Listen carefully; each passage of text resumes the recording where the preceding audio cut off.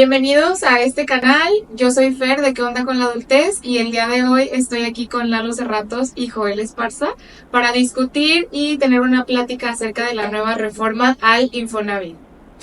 ¿Qué tal? Muy buenos días a todos. Mi nombre es Lalo Cerratos, soy un experto financiero, llevo toda mi vida trabajando con emprendedores en empresas transnacionales y básicamente mi objetivo aquí es poder ayudarles a explicar de una manera mucho más sencilla, digerible, ¿no? ¿Qué es la reforma?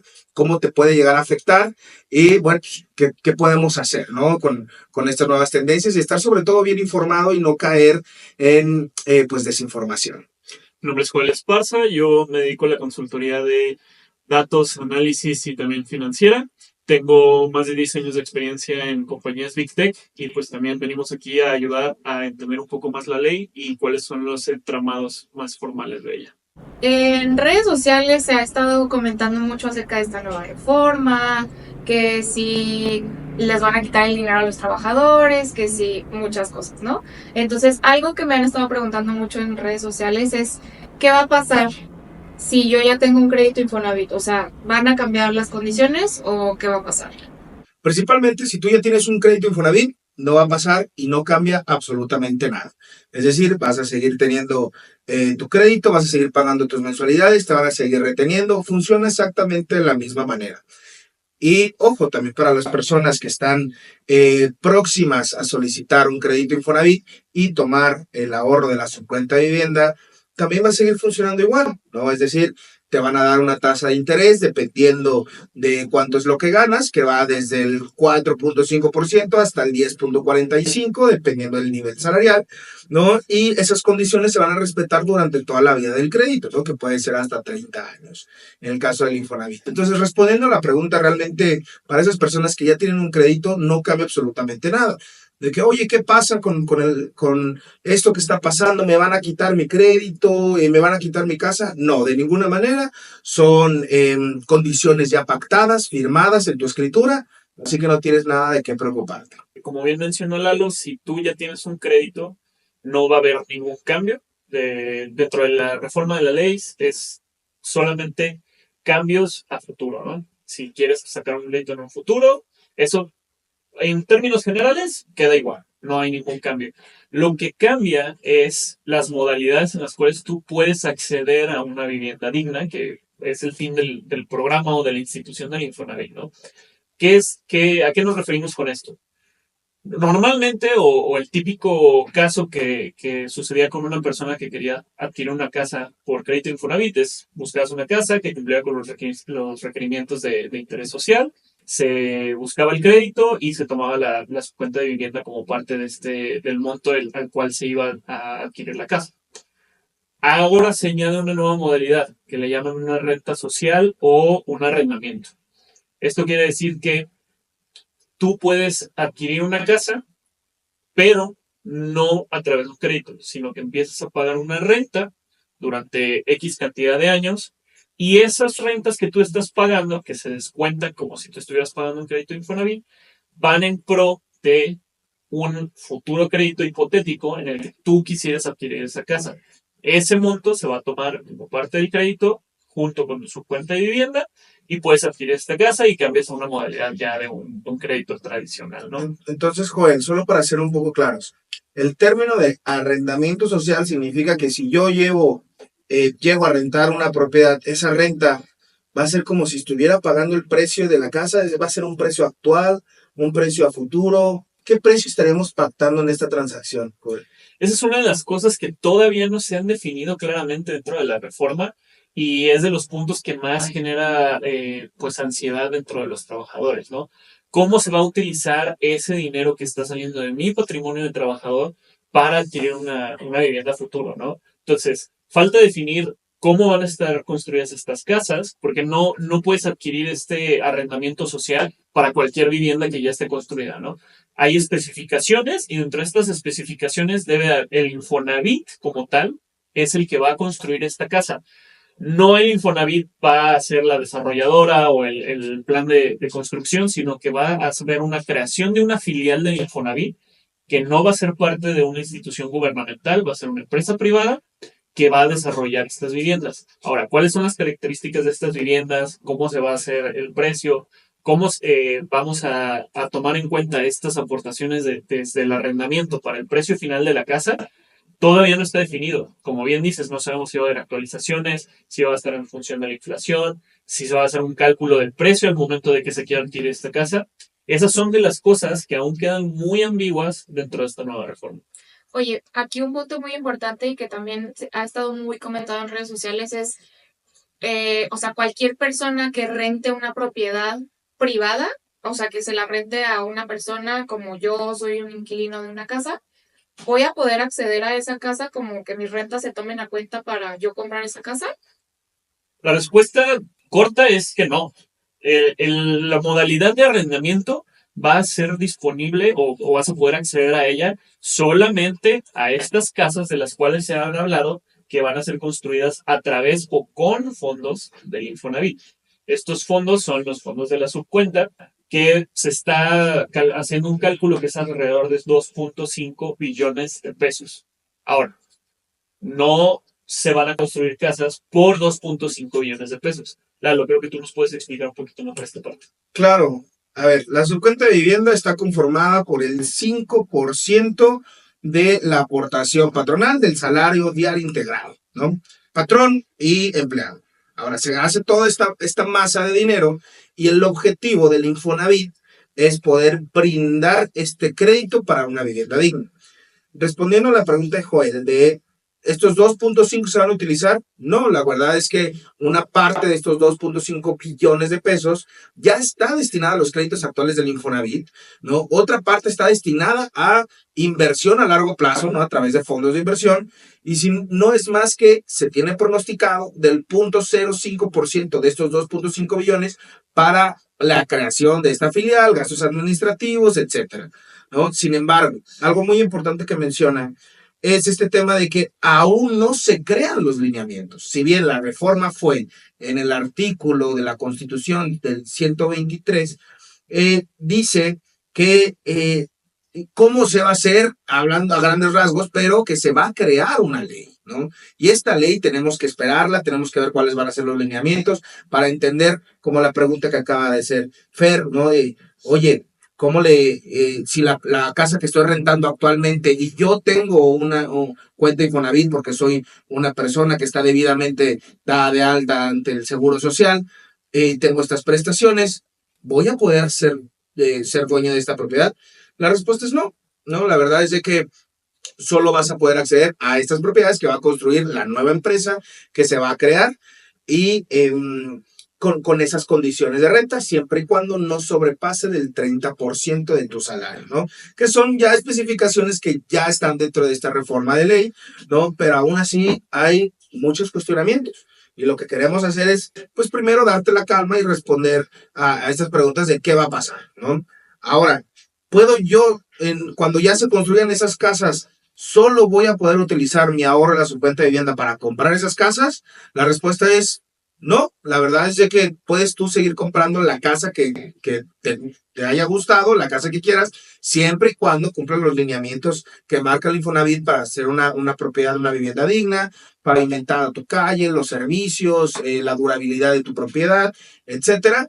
Y que eso se dictamina a través de un avalúo, ¿no? Que va a ser un evaluador certificado para que puedas inscribir tu crédito, pero va a seguir funcionando igual, ¿no? No significa que ese dinero que van a tomar de la subcuenta de vivienda y solo pueda comprar esas propiedades que van a construir, de ninguna manera, ¿no? Lo que se busca es precisamente que más personas accedan a una vivienda digna. Porque ¿qué está pasando con los precios actualmente de las propiedades, no? Es precisamente el cómo nace, ¿no? Juan, ¿tú qué nos puedes decir acerca de por qué crees que nace y a quién va dirigido esta reforma? Sí, mira, creo que eso es lo más importante para poder empezar a analizar esta reforma, ¿no? Siempre es una cuestión de perspectiva, ¿no? O sea, cómo vamos a percibir las cosas que estamos viendo que suceden en el país. Ahora, ¿a quién está dirigida esta ley? Al trabajador que a lo mejor tiene un trabajo de oficina, que trabaja en un corporativo grande y quiere acceder a estas viviendas, o más bien está enfocado a los trabajadores que están en una zona industrial, que a lo mejor trabajan en una maquila, que tienen unas condiciones y un contexto social completamente distinto al que podamos percibir otro segmento, ¿no? Entonces, estas viviendas están enfocadas a personas que por medio de un crédito tradicional, ya sea de Infonavit o bancario, tal vez no pueden acceder a una vivienda, precisamente por lo que mencionabas, ¿no? Sabemos que hay una burbuja en el sector inmobiliario en donde los precios están por los cielos, ¿no?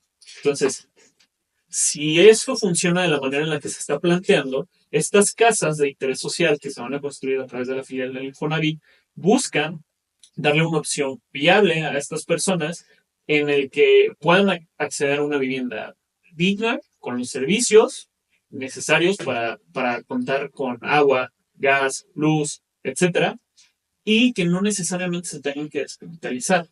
Por eso el modelo de arrendamiento social, ¿no? En donde van a pagar una renta y en un futuro, si el contexto o las circunstancias cambian, puedan aspirar a adquirir esta propiedad, ¿no? Ahora, ¿cuál es el problema? ¿Qué pasa con ese otro segmento de la población, no? Una de las partes que especifica la ley para poder acceder a esta modalidad de arrendamiento es que esa vivienda tiene que estar alrededor de 25 o 30 kilómetros de tu lugar de trabajo. ¿Qué pasa con la gente que está trabajando en estos mismos corporativos, no? Si trabajan en Andares, aquí en la ciudad de Guadalajara, o en Ciudad de México, si trabajan en Reforma, Polanco, etcétera, pues las condiciones no se prestan para que puedan acceder a una de estas viviendas, ¿no? Porque de entrada, el costo de suelo, es decir, el terreno que se va a adquirir a través de la filial del Infonavit o de la empresa que vaya a ser, pues no, de entrada no va a cumplir con este parámetro de precios que tú mencionabas del 30% de tu sueldo, ¿no? O sea, no es real una renta en esa zona que puedas acceder con el 30% de tu sueldo. Y si sí, pues ya ni siquiera estás pensando en este programa, ¿no? O sea, vas a ir a adquirir la casa o de contado o a través de un crédito tradicional bancario. Entonces, son estas pequeñas cosas que todavía nos generan muchas dudas sobre la reforma, ¿no? O sea, ¿cómo va a ser la ejecución de esta nueva modalidad de arrendamiento? ¿A quién está dirigido? Y si está bien dirigido, ¿no? Porque a lo mejor estamos pensando en estas personas que trabajan en un sector más industrial, zonas más limítrofes de una ciudad, pero en realidad se está pegando a la realidad de la industria inmobiliaria este programa. Para poder acceder a esta nueva modalidad de arrendamiento, vamos a llamarla de esta manera, tú tienes que acceder a una propiedad que esté cerca de tu zona de trabajo. Pero ¿qué va a pasar con la gente que trabaje cerca de Andares, cerca de Bugambilias o estas zonas donde sabemos que las rentas son muy altas, ¿no? Entonces, si se está destinando el 30% del sueldo del trabajador a pagar una de estas rentas, pues claro que no vamos a tener ninguna propiedad que se adapte a estos requerimientos, ¿no? Entonces, ¿dónde queda ese vacío de estos trabajadores que se tienen que trasladar y tampoco van a poder acceder a una vivienda que está cerca de su trabajo, ¿no? O sea, esa es una condición nueva de la ley, que para tú poder acceder a un crédito Infonavit y comprar tu casa, tiene que ser una casa cerca de tu lugar de trabajo. No necesariamente al crédito Infonavit, es a la modalidad del arrendamiento, que es la adición a esta nueva reforma, que para poder acceder a esta vivienda de arrendamiento, tiene que estar cerca de tu zona de trabajo. Ok, a ver, palabras súper fáciles, ¿qué es este nuevo lineamiento de el arrendamiento? Esto es el gobierno, cuando tome esta parte del patrimonio de los trabajadores o del fondo de vivienda, va a construir casas. ¿Para qué? Para que se pueda tener acceso a una vivienda. Cuando tú accedes a esa modalidad, en vez de tú pagar un crédito como tal de Infonavit, tú vas a pagar una renta por esa casa y después de muchos años podrás adquirir. Es como si estuvieras aportando al crédito, pero no tienes un crédito como tal. O sea, se te toman a cuenta esas rentas que tú has estado pagando. Sí. Si quieres adquirir la casa, esas rentas que tú ya pagaste durante X cantidad de tiempo se van a tomar a cuenta. Pero para poder acceder a esta modalidad, la vivienda tiene que estar cerca de tu área de trabajo. Si tengo bien entendido, es alrededor de 25 o 30 kilómetros a la redonda de tu zona de trabajo.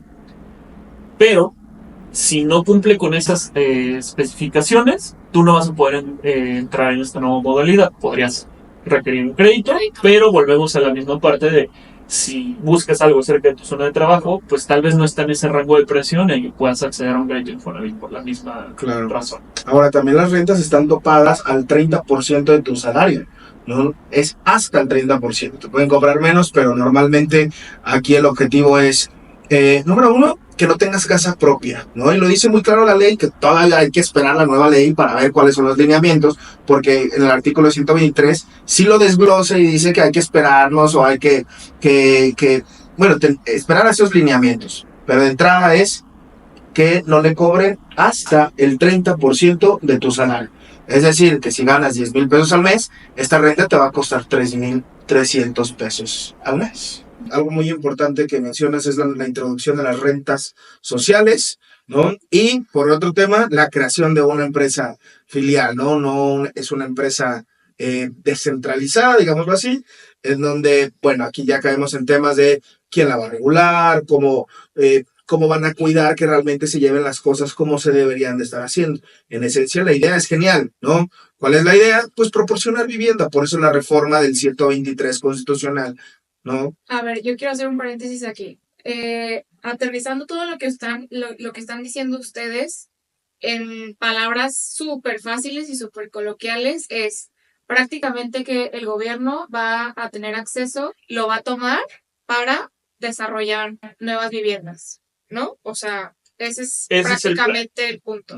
Ok. Sí. Y en palabras súper coloquiales y súper fáciles para todos, aquí el problema es quién va a regular a esta nueva empresa que se supone que es descentralizada para hacer el desarrollo de esta nueva vivienda, ¿no? Claro, ¿no? Y yéndonos de lo general a lo específico, esta reforma constitucional que fue en diciembre de 2024, que se aprueba, menciona algo como se va a crear una ley que regule estos procesos. Entonces, pero ya está planteado en la Constitución. Lo que todavía no está es esa nueva ley que va a regular cómo se va a administrar esta nueva empresa, ¿no? Okay. Eso es todavía un poco lo preocupante porque deja un poco al aire, ¿no? Cómo está la situación. Pero a ver, bueno, otra cosa que me han estado preguntando mucho en redes sociales es mi dinero que yo tengo en mi subcuenta para la vivienda, ¿se va a tomar? O sea, ¿ese dinero es parte de esos 0.5 billones de pesos que va a tomar el gobierno? De entrada, como lo plantea la ley, es que sí. A menos que tú ya tengas un crédito activo con el Infonavit, que es lo que tocábamos en el punto anterior. Si tú ya tienes un crédito activo del Infonavit y estás pagando tu vivienda, eso se remueve del monto total del patrimonio de los trabajadores al cual el gobierno va a tener acceso para crear las viviendas. Ahora, si no tienes un crédito Infonavit, entonces eso sí entra dentro del monto que el gobierno puede destinar para la creación de estas viviendas nuevas, al cual se puede acceder a través de la renta o le están llamando también es un arrendamiento. Ok, y en ese caso, ¿qué va a pasar? O sea, por ejemplo, si yo soy un empleado que tengo ya una cantidad importante en mi ahorro para la vivienda y el gobierno lo toma, ¿yo solamente voy a poder acceder a estas nuevas viviendas que van a construir? No. Ok. La respuesta concreta es no. No significa que solo te vayan a poner esas propiedades y solo vas a poder comprar ahí. La reforma está pensada para que tú puedas seguir utilizándolo, comprando la casa que tú quieras, ¿no? Siempre y cuando entre dentro de los lineamientos para salvaguardar la garantía, ¿no? Es decir, que tenga pavimento, todos los servicios, casas construidas de cierta manera que vaya al menos durar lo que va a durar el crédito, entre otras regulaciones, ¿no? Pero tú vas a poder seguir teniendo este poder de elección sobre la casa. Ahora, por otro lado, esta cuestión de construir las casas es para brindar opciones asequibles a ciertas personas trabajadoras, ¿no? Que ya tienen su cuenta de vivienda o simplemente no logran encontrar algo que esté cerca de su centro de trabajo y sobre todo a precios accesibles, porque hoy en día la verdad es que han incrementado los precios de manera exorbitante en las zonas conurbadas, ¿no? Y las personas se tienen que trasladar desde muy lejos y tienen tiempos de traslado de más de 2 horas, 3 horas para llegar a su centro de trabajo, y es algo que viene a modificar esta reforma, que quiere combatir. Esta es una reforma que se va a hacer por partes y que lo que busca es principalmente asegurar la vivienda digna en los trabajadores. cada día es más difícil acceder a una propiedad, ¿no? El costo es cada vez más alto. Financieramente, para que a ti te presten 1 millón de pesos, debes de demostrar solvencia por más de 20,000, 30,000 pesos al mes. Entonces, ¿realmente qué significa esto? Lo que están haciendo esta reforma es buscar que las personas de un sector vulnerable puedan comenzar a hacer realidad el derecho de tener una vivienda digna, ¿no? Recordemos que más de la mitad de las personas que están comprando hoy una propiedad a través de crédito hipotecario lo hacen con motivo de reinversión. Si a esto le sumamos el hecho de la gentrificación en ciertas zonas metropolitanas de algunas ciudades principales del país, lo que está sucediendo es que las rentas están yendo cada vez más altas y hacen una limitante para que personas que viven prácticamente el día puedan acceder a esta vivienda. Nosotros, y es bien sabido, que hay personas que sacan de su lugar, de su hogar, para que lo renten a través de diversas plataformas, lo cual es, pues, en lo particular se me hace una muy mala práctica, aunque pues el dueño está viendo por sus intereses, ¿no? Y aquí es cómo vamos a reformar o cómo vamos a atacar este tema, ¿no? Y la verdad es de que gracias a estos cambios que están haciendo, pues se busca de alguna u otra manera poder lograrlo. Ahora, esa es la parte bonita de la historia, ¿no? El tema ahorita de la nueva empresa filial se va a encargar de administrar estos recursos para construir las propiedades, pues ¿quién la va a regular, no? Que todavía no lo dicen, no se crean estas reglas, pero ¿quién va a ser la Comisión Nacional Bancaria de Valores, porque es una persona, ahora va a administrar fondos, o quién va a ser, ¿no? Y es algo que nos debe de dar tranquilidad, y debemos de hacer estas preguntas concretas y entender realmente si van a estar seguros o no. En esencia nos dicen que sí va a estar seguro, que no nos tenemos que preocupar por nada, porque la idea es muy buena de reforma y ya está hecha. Fue en diciembre de 2024 cuando se reforma este artículo 123, pero aquí es concentrándome en ustedes, ¿no? ¿Me afecta mi ahorro la fuente de vivienda? De entrada, no te va a afectar. ¿Puedo comprar una propiedad que yo quiera? Sí, mientras se encuentre dentro de los lineamientos. No me tengo que adecuar o limitar a las opciones que van a construir. No, realmente tú puedes comprar la casa que quieras. Bueno, aquí ya tocaste un punto muy importante que es, ¿me va a afectar a mí como trabajador o puedo perder mi ahorro que yo ya tengo en mi cuenta para la vivienda? Y respondiste que no. Pero en un caso hipotético, en el que en algunos años, pues, porque anteriormente el Infonavit ya construía, ahorita vamos a tocar ese tema, vamos a llegar a ese punto, pero en un caso hipotético en el que en un futuro no funcione esta filial, esta empresa filial, que empezó a construir y que ya se tomaron fondos de estos 2.5 billones que están destinados para el Infonavit, que no todo se destina ni para los créditos ni para las construcciones, pero ya tomaron para construir y no funcionó, ese dinero se perdió. Inicialmente, si me lo preguntas como financiero, que da consultorías a empresas, que el objetivo de una empresa es maximizar su valor y ser rentables, yo te diría, ¿en dónde está el negocio? ¿Cómo le vamos a hacer para sobrevivir? Y es decir, mantenerse al menos el 2.5 millones, ¿no? Billones, perdón. Pero hasta ahorita lo que nos dice el gobierno y los distintos creadores de esta reforma nos dicen que el dinero va a estar seguro, ¿no? Que va a estar asegurado. ¿Por qué? En primer parte, porque no se va a tomar todo para construir. O sea, no todo está en riesgo, sino que se está protegiendo actualmente en los créditos que ya existen, en las inversiones a largo plazo, que es aproximadamente el 30% de estos 2.5 billones, y este 0.05%, 0.05, perdón, es destinado a la construcción. Ahora, ¿qué pasa si no es redituable? Pues de entrada se espera que no sea redituable, ¿no? Porque si tú rentas a una casa a esos bajos niveles, pues en ningún momento se va a recuperar la inversión. Y lo que se busca es asegurar simplemente la vivienda digna, ¿no? ¿Vas a perder tu ahorro? No lo vas a perder, porque no estamos hablando de que se va a tomar un todo, ¿no? Está asegurado. Sin embargo, lo que se va a hacer con esta empresa es de que, como va a ser una empresa sin fines de lucro, no se espera que tenga una rentabilidad, ¿no? No va a crecer el valor de esta empresa. Lo que busca es compras consolidadas, lo que busca es pues un manejo más directo entre gobierno, patrón, el decidir en qué zona se puede construir, inclusive aportaciones de terreno por parte del gobierno. Todo esto se está hablando. Sin embargo, hoy en la ley vemos una parte mínima de todo eso de lo que se está hablando. Entonces yo te puedo decir desde lo que he escuchado, he leído, he preguntado directamente a los creadores de estas reformas de qué es lo que se espera, y pues las palabras son bastante, pues muy bonitas, ¿no? Pero realmente las reglas que se van a crear, ahí es donde vamos a ver y donde vamos a definir realmente qué se va a hacer y cómo se va a administrar ese dinero, ¿no? Pero de entrada, a tu pregunta es, hoy en día, ¿cuáles son los datos para saber si va a estar seguro el dinero? La respuesta es sí, se espera que esté seguro, y que si no funciona, en el hecho de que no se terminan las casas, no se construyen o se desaparece el dinero, etcétera, se espera que eso esté cubierto, ¿no? Que está asegurado a través de los rendimientos de las inversiones que se está haciendo, los intereses que se le cobran a los actuales derechohabientes acreditados, ¿no? Entonces, de alguna u otra manera se busca cubrir ese pequeño riesgo.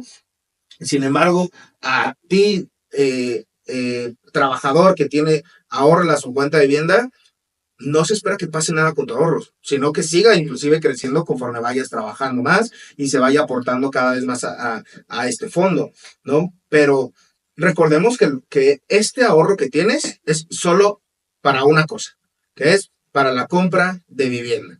Claro que puede ser en tu terreno, puedes ayudarte a pagar un pasivo, ¿no? Es decir, yo ya tengo una hipoteca, ¿puedo utilizar mi crédito Infonavit para pagar esa hipoteca bancaria? Sí se puede, ¿no?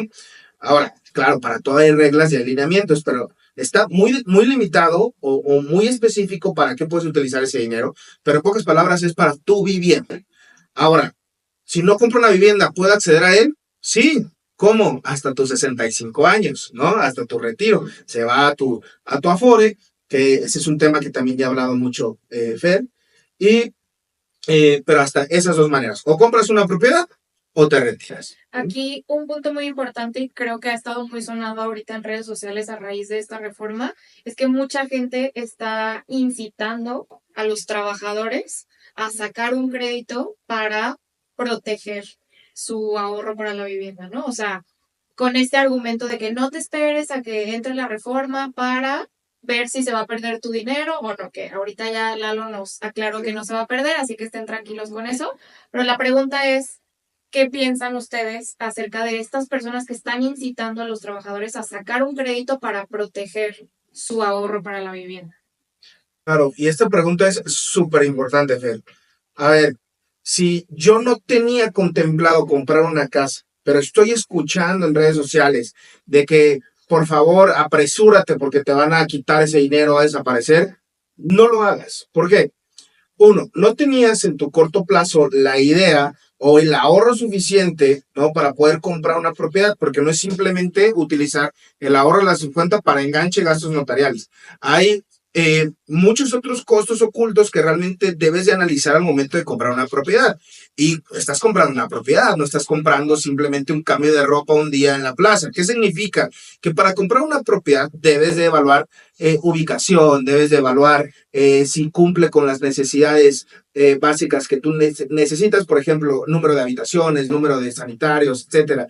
Es decir, necesitas hacer una exploración para saber si esa propiedad es para ti o no. Y más importante, saber tu estado financiero, o sea, cómo están tus finanzas personales para saber si puedes comprar una casa o no. Entonces imagínate, ¿no? Tú tienes un salario y de ese salario ya lo destinas al pago de deudas, a tu vida diaria, alimentación, desarrollo, y de pronto súmale una hipoteca, la verdad, porque no es simplemente aprovechar el ahorro de las cuentas, sino eso viene acompañado de un crédito. Esto es muy importante mencionarlo. No puedes sacar tu ahorro de su cuenta de vivienda solo por así, siempre va acompañado de un crédito, en menor o mayor medida, dependiendo de los años, pero va acompañado de un crédito.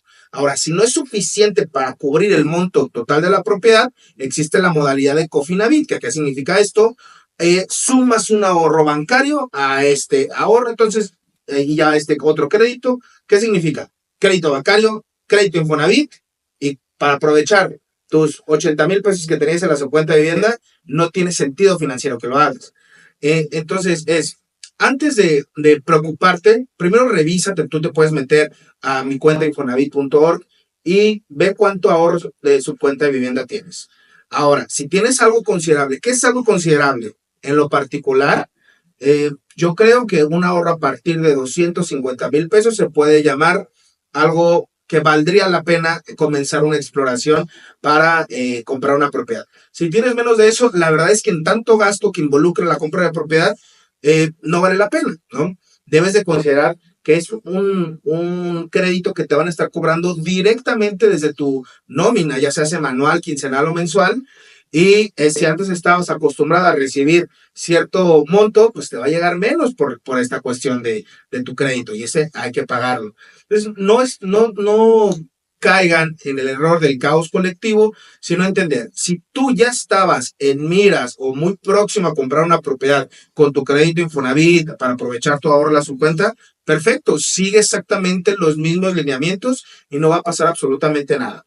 Ahora, si pensabas hacerlo en un mediano plazo, esto va a acelerarte a llevar a tomar la decisión. Puede que te puedes adelantar, puedes acelerarte, pero siempre y cuando tengas la solvencia económica para hacerlo. ¿Qué significa? Enganche, ¿no?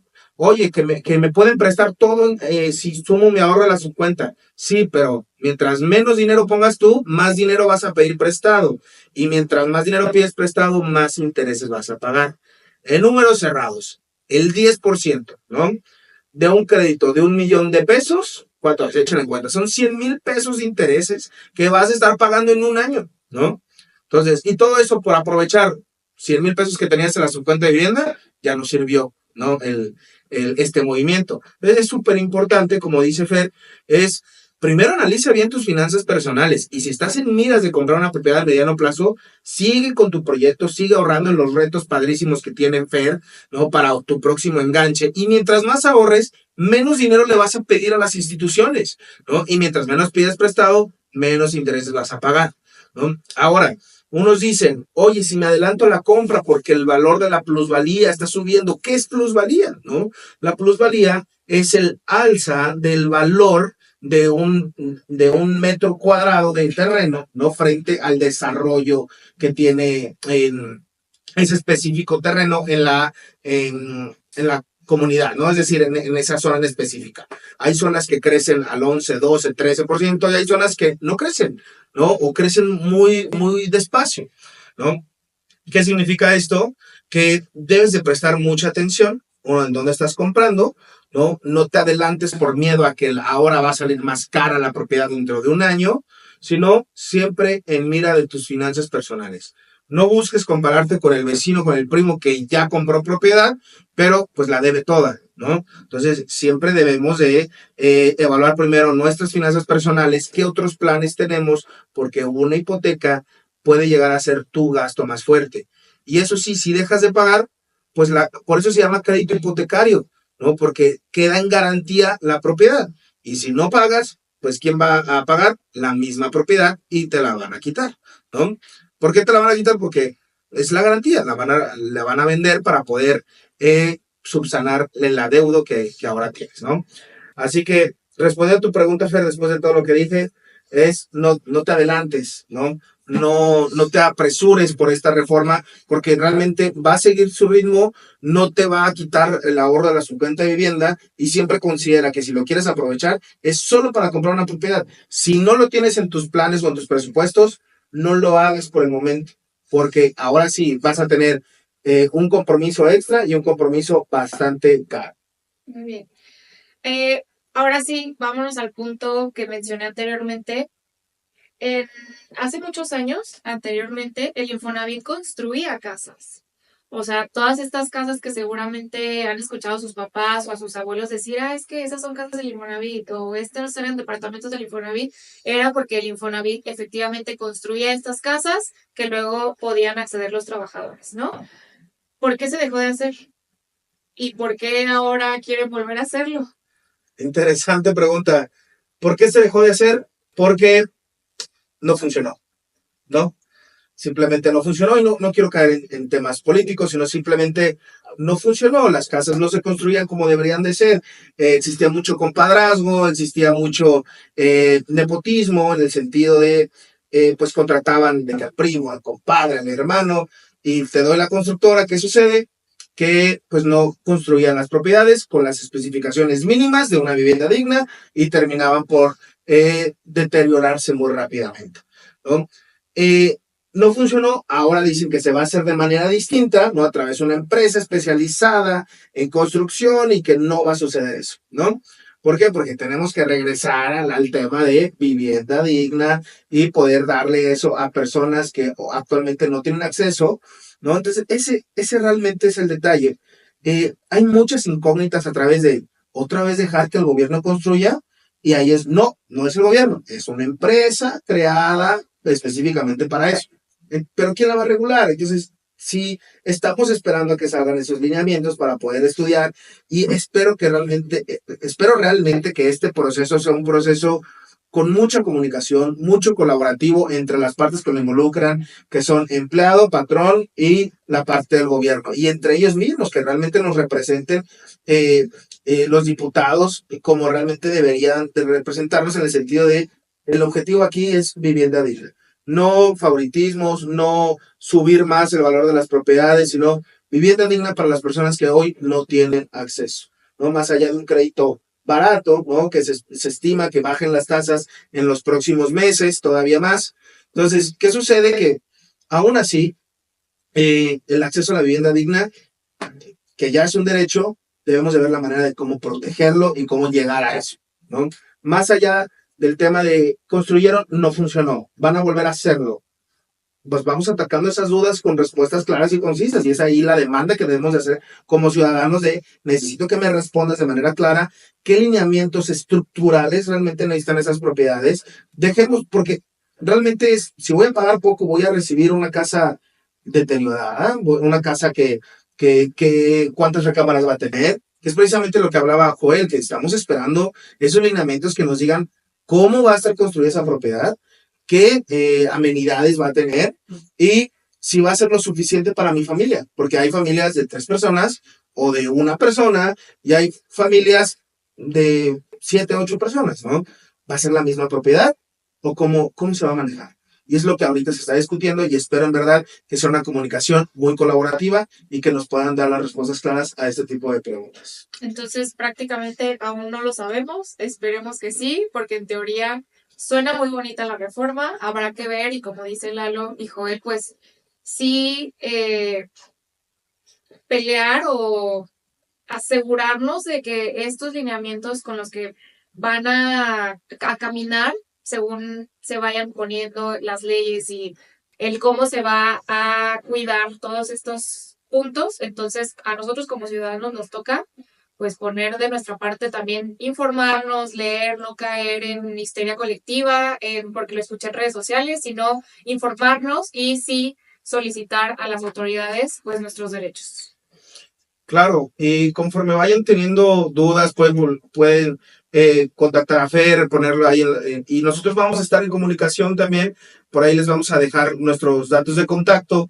Y el objetivo de todo esto, pues es, como les venimos diciendo, es asegurar la vivienda digna, ¿no? Se creó este nuevo concepto de arrendamiento social, se van a construir casas para eso, va a entrar en competencia. Entonces, en esencia, es algo trascendental para lo que realmente nos veníamos planteando, que es, las casas están subiendo de valor y cada vez es menos accesible poder llegar a comprar una propiedad, ¿no?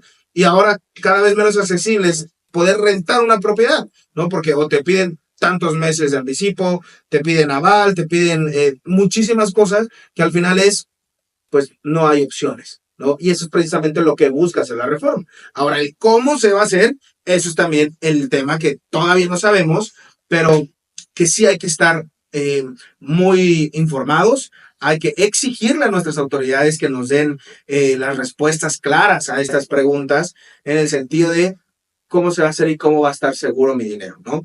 En esencia, hasta ahorita tu dinero va a estar seguro y no se cambia absolutamente nada de eso. Solo se crea este nuevo modelo para personas que no tienen acceso a él. Si tú ya tienes una propiedad, esta reforma no es para ti. Si tú ya tienes un crédito hipotecario para tu vivienda principal, pues esta reforma no es para ti, ¿no? Es decir, esta reforma busca proteger, valga la redundancia, pues a la parte desprotegida de la población que no puede tener un acceso a una vivienda social. Bueno, aquí tengo otra pregunta para ustedes. Explíquenos, porque bueno, mucha gente joven en este canal, joven me refiero que apenas están empezando a ser adultos, que tienen 18 y no saben ni cómo funciona un crédito Infonavit, ni cómo funciona el que se lo descuenten de su nómina. Entonces, punto número 1, que nos expliquen cómo funciona cuando un trabajador solicita un crédito Infonavit, que ahorita ya un poquito lo tocaste por encimita, Lalo. Y punto número 2, ¿qué es lo que va a pasar ahora con el patrón? Es decir, ¿cómo va a funcionar ahora con esta nueva reforma el cómo aporta el patrón al crédito Infonavit de un empleado? Ese es uno de los puntos que creo que es más importante dentro de la reforma, ¿no? Anteriormente, cuando un trabajador solicitaba un crédito, el patrón tenía que retenerle pues el cobro de este crédito, ¿no? ¿Cómo se hacía esto? ¿O cómo se calculaba esto? El patrón le decía a su trabajador, bueno, tú en el mes me trabajaste X cantidad de días, entonces yo en proporción a eso te tengo que descontar, no sé, 5,000 pesos, ¿no? Y con eso se pagaba el crédito Infonavit. ¿Qué pasaba cuando el trabajador se enfermaba o cuando tenía ausencias es decir, no percibía un salario, ¿no? Porque no fue a trabajar. Lo que se manejaba antes es que cuando era por una cuestión de incapacidad, sí se tenía que hacer la retención, porque técnicamente sí se estaba percibiendo un salario, ¿no? Esto está dentro de la ley del trabajo. Pero si se ausentaba, entonces, pues como no hay un salario, no se tenía que hacer una retención en ese día. Con esta reforma, en la fracción 3 del artículo que contempla esta parte, es si el trabajador se ausenta, tú de todas maneras tienes que retener esa parte del crédito.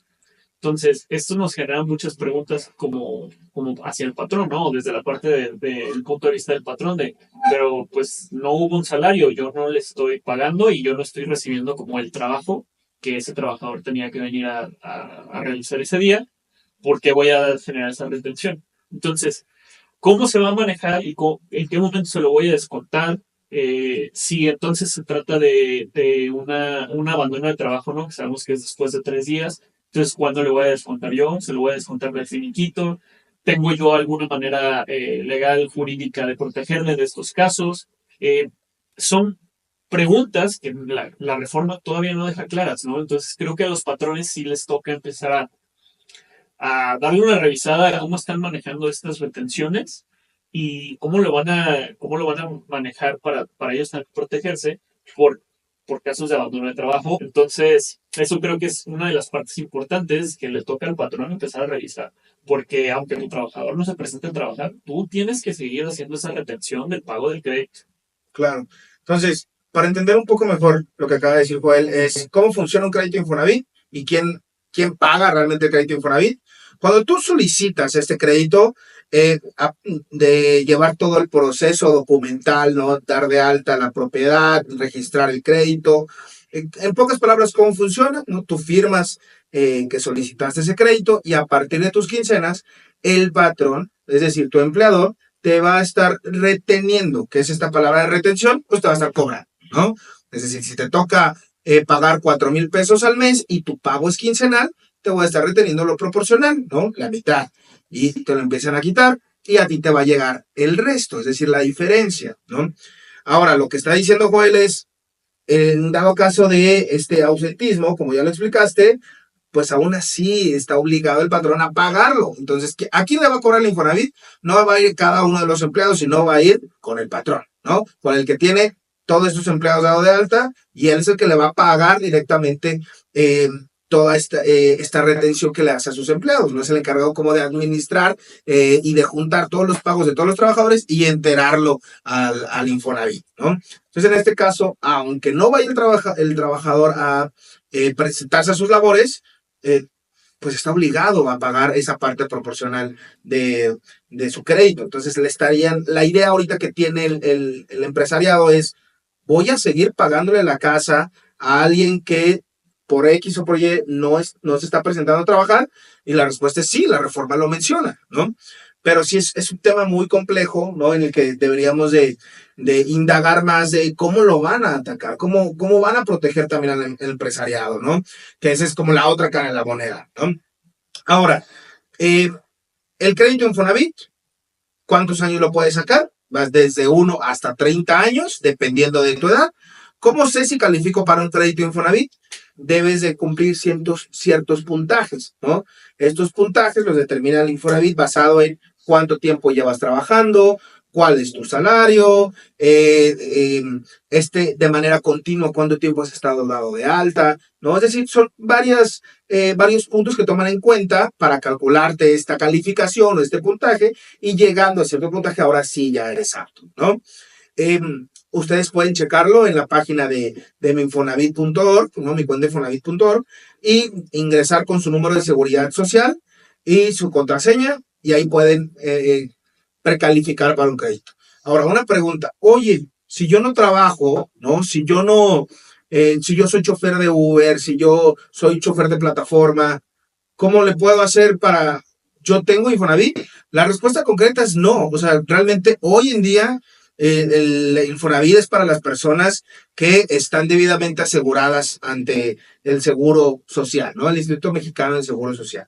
¿Qué pasa aquí? Ya existen nuevas reformas que lo que se busca es incentivar esta parte de la prestación, ¿no? De la manera de cómo se dan de alta, si es a través de una empresa o esa manera de independiente, ¿no?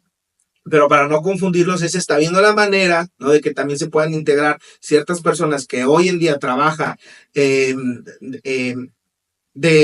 chofer de plataformas o entre otras cosas, para que puedan ser acreedores también a esta prestación. Sin embargo, el derecho de vivienda digna, como bien lo menciona en la Constitución, pues va a los trabajadores que están registrados, ¿no? Ante el SAT. Entonces, es solo una parte de la población, no digo que pequeña, pero es solo una parte de la población. Hay mucho trabajo por hacer para que realmente este derecho sea para todos y todas las mexicanas, y no simplemente para una parte del sector, ¿no? Porque hay personas que no estamos dados de alta pero aún así pagamos impuestos, ¿no? Porque estamos en la parte empresarial, porque somos emprendedores, pero no tenemos Infonavit, ¿no? Y es lo que se está buscando también incluir.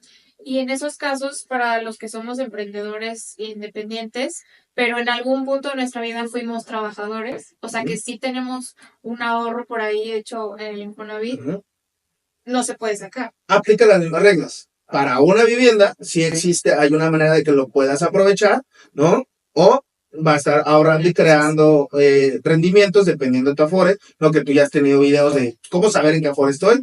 Perfecto, vayan y chéquenlos para que sepan exactamente cuánto rendimiento ha generado, pero sí se puede. Pero se entregaría hasta los 65. Es la otra opción, ¿sí? O comprando una propiedad, porque si hay productos para aprovecha, ¿no? Son más específicos, pero seguimos en el mismo lineamiento. Comprar una propiedad o hasta que te retires, ¿no? Pero personas que jamás en su vida han que no han cotizado, que sus patrones no los han dado de alta, etcétera, hoy en día no tienen esa prestación, y es algo que sí se debe de incentivar, el que los patrones puedan empezar a dar de alta, que es el régimen obligatorio, sino también va a estar el régimen opcional, ¿no? Es decir, yo me quiero dar de alta, yo quiero pagar mis contribuciones, ¿no? Y estar asegurado para llegar a tener un Infonavit. Ok.